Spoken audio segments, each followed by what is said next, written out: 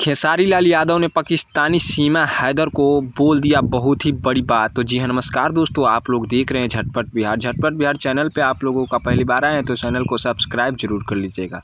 दोस्तों आपको बता दें कि भोजपुरी के सुपर स्टार यानी कि दबंग स्टार खेसारी लाल यादव ने बहुत ही बड़ी बात कहते नजर आए हैं।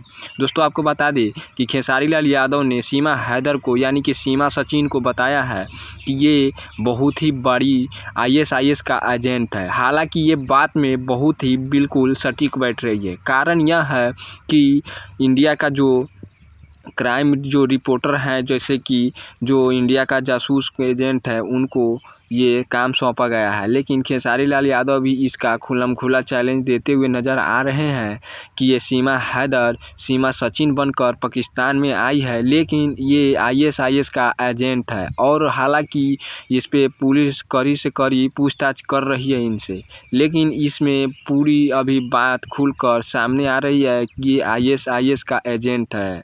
ये इसका